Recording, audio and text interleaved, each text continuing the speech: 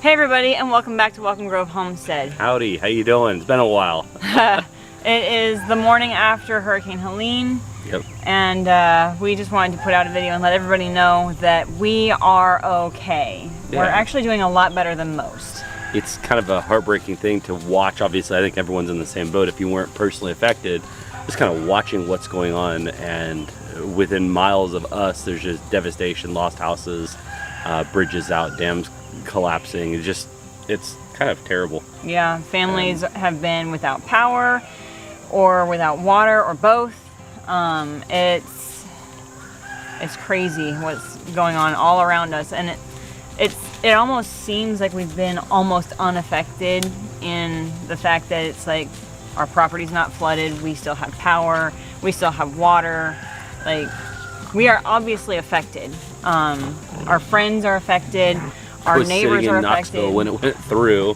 Yeah. And worrying about what's going on here at the house, getting texts from friends. And meanwhile, I was worrying about him out in Knoxville and worried about even his commute, driving to and from work in bad weather. Bridges are going out and we don't know what's happening. And there's even a section of the highway that was washed away. Like, it's so much devastation. One of the things that I was struck with, I think, most heavily was kind of a feeling of helplessness. And not that there isn't help and people to help right here, but how do you assist without being in the way of, I'll say, the professional heroes, those who are out there with a badge or a truck trying to just rescue people. Right, and unfortunately, sometimes if you do step in and try to be a hero, you end up being more of the problem that the heroes have to come and deal with. Right, so we had to weigh that out. And so, of course, we have a group of about 40 homesteading families in the area that we're texting with. Hey, how's everyone doing? What do you need? What's your status? And it's really cool to be able to have that kind of communication, especially in a horrible situation like this. Absolutely. And then, hey, I need a generator. Hey, I need this. People can jump in and help each other. So that's kind of where we established our field of focus. And then today, it's a bright, beautiful day with a little bit of wind, but there is devastation all over. So we're kind of just waiting on the text to come in of, hey, come and help. So that's why we're out right now, knock out the chores so that we're available the rest of the day. And in the meantime, I'm going to kind of do a little bit of just cleanup of our own. We have, branches down. Every animal on the farm is okay. Like, our house is okay. So we had some tin lifted off our roof. I feel like that is the most. I feel like we just got away with it. I don't even know. Well, I'm almost guilty. We were pretty prepared as well. Like, we knew that the farm could withstand heavy winds because we have had worse winds roll through before. We moved the sheep out of their electric pen, which was a very smart move because their poly tape got blown down in several sections. I moved them up to a barn. They're safe.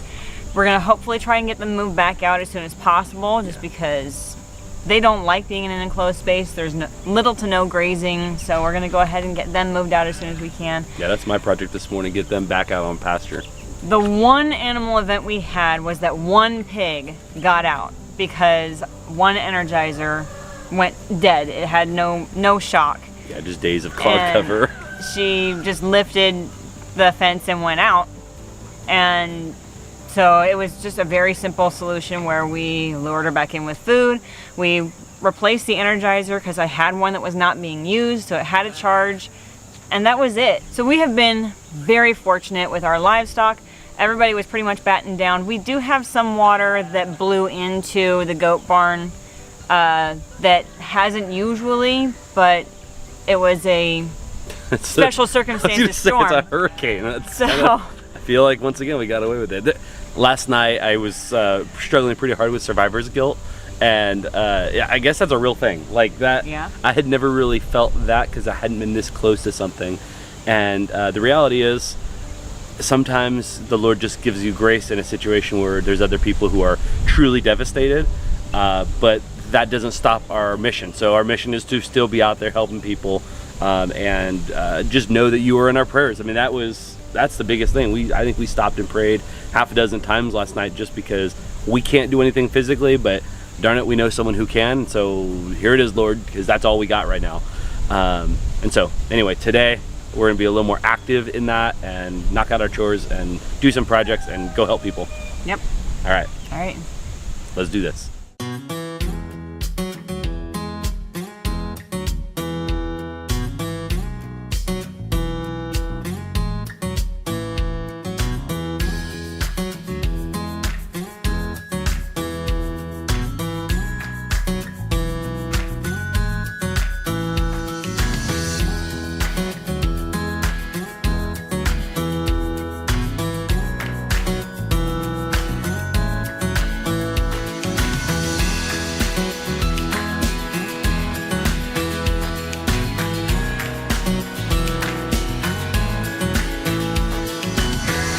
All right, so we are getting ready to move the sheep back to their pasture.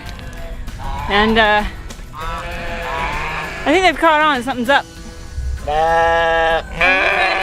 They have caught on, yes.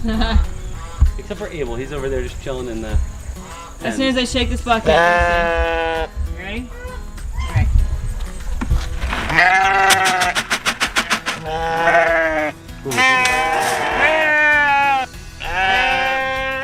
Y'all are a little dramatic. All right, so David's got to grab the dog. The sheep are gonna come running after me. I'm gonna try to do the dog and the camera. I'm a multitasker. All right, so you're gonna want to grab him before the gate's even open. Okay, ready? All right, here we go.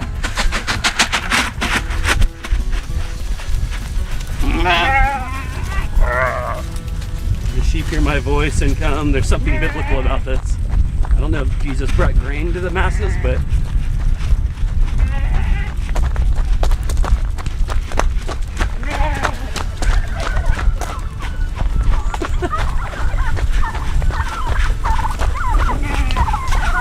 the turkeys. Why are the turkeys out? The turkeys decided they're coming too. Go get your sheep. Don't let him away. There you go. Here's all the sheep off the grain. So that's how I move the sheep. Well done. All right, Gideon. Time to do your trick. Oh, we gotta get him a little closer. Reagan, no? Gideon, come. Put those turkeys away. Good boy. So, like I said earlier, we are prepping to kind of find problems from the hurricane that we didn't know we had. Amanda just called me. I saw a goat that was out, and so I was like, oh, that's weird. We should put her away. Turns out the reason the goat was out was because we have a tree down on some fences. So we're gonna go figure out how bad this is. All right, you said a tree is down. This tree does not look very down. That tree. Oh, that tree. Oh, yeah, that tree. Yeah. I mean, it just snapped right off at the base. So this is down on the fence. So now there are goats out of the fence. Awesome. Well, unfortunately, they're friendly goats. Yes, they are tamed, and they won't be hard to round up, but they have to be rounded up. Yeah, and I gotta get a chainsaw.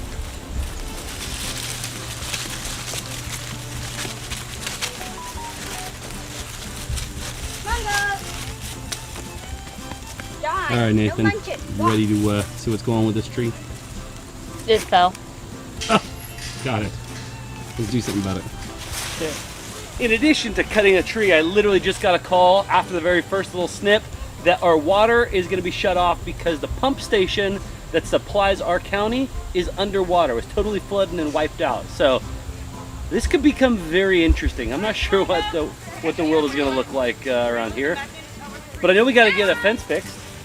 Hi, goat.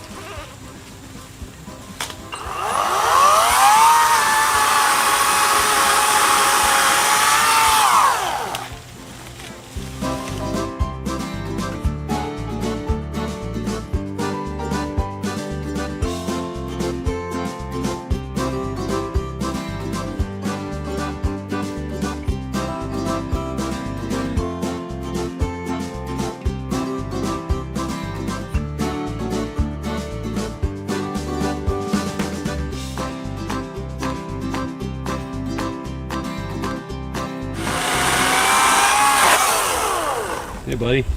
Hi. You're doing a good job. What do you think of all this? a mess. Yeah, it's pretty big. Big old tree. Yeah. Where's the hole? You want to take a look? Sure. This is the stump. Not much of a stump left. It just must have rotted over time, and we had no idea until A hurricane hit. Yeah, until a hurricane hit. That was a lot of tree that was very green at the top and very rotted at the bottom. That's the way it goes sometimes. Glad we weren't out here and no goats were harmed in the making of this film. All right, so this is kind of crazy. Obviously, you can see the tree fell here. We've cut some pieces off. This is a 6-foot T-post that was 4.5 feet tall when the tree fell. It is now 2.5 feet tall because it pounded in 2.5 feet by being hit with a really heavy tree. And I was just showing you guys how the bottom of the tree was rot out. This right here shows that the top of the tree was very healthy. It's beautiful wood. So I'm gonna see if we can get some good posts out of this. We have a buddy with the sawmill. So I'm gonna keep the long sections in at least 15-foot increments, and we'll see if we can get maybe 10 or 16-foot posts out of it. At least some kind of lumber, that'd be nice. It is costing us a lot of fencing materials.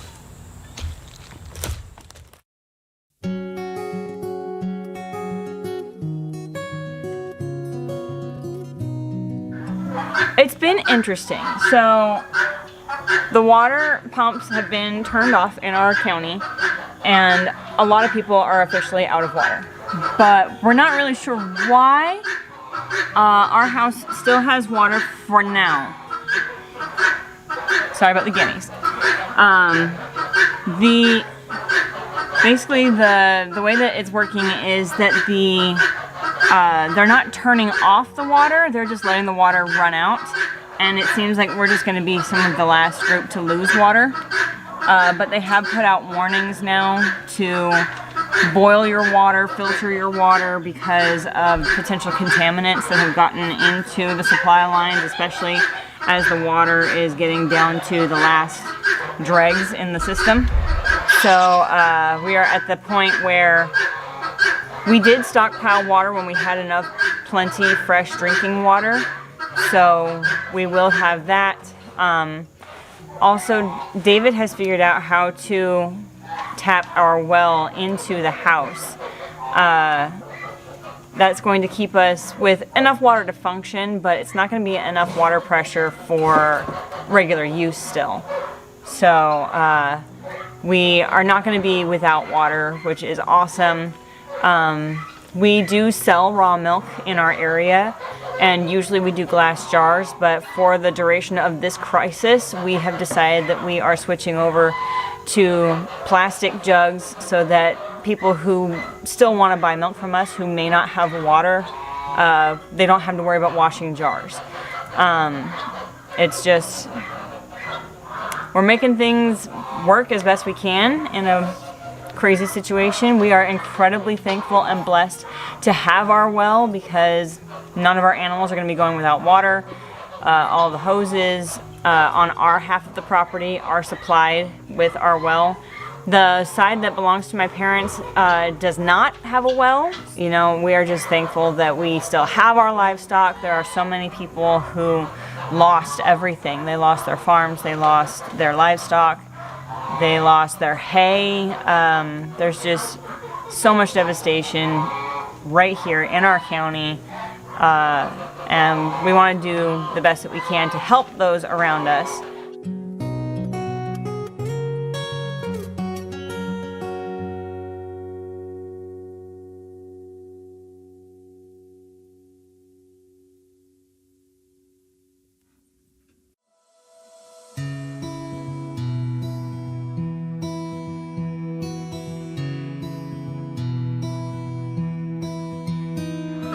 Most of you know that David commutes for work, and he commutes to Knoxville, and he's generally been struggling with a sense of helplessness in how he can help the people around us because he still has to go to work. And so he actually has been, just in chatting with his coworkers, he found out that One of their relatives works in a hospice care facility that is really close to us, actually, and she said that they were needing some supplies. So today he is at work, and he took the truck and trailer, and his office did a very impromptu, it was organized yesterday, said, hey, bring whatever supplies you want to send and we'll get them delivered. So David will be coming home with a trailer load of supplies, of whatever his office is able to bring together in a day, and he is just so excited. Also, the higher-ups in his office said that the corporation is going to go ahead and donate $1,000 in supplies. They're having them shipped to our house for us to distribute from here, and we are ecstatic to be able to do that for our community, to have supplies that we can distribute. They're cleaning supplies, personal needs, drinking water, just things that people need right now. So this video is getting a little longer than I had originally anticipated it, because it was supposed to be just a quick we're okay update. So I'm going to go ahead and just wrap this up and say that we're okay, we're doing okay, we're going to be okay. We should be able to hunker down and weather this water shortage. The projected time is still all over the map. We have some people who say it's going to be up to a week, some who say it's going to be up to 2 weeks, and I've seen some conjecture go all the way up to 8 weeks. We're just taking it a day at a time, and as more information is made available to us from the actual water companies, then we'll make adjustments to our plan. But we are doing okay, and our animals are okay, and they're going to remain okay. As long as we have power, we're good. If we lose it, we have some water put away, and we have ponds, so we have plenty of fallback plans. So thank you so much for your messages, your prayers, and thanks for watching. As always, this is your country nerd with a goat herd, saying that you can grow where you're planted.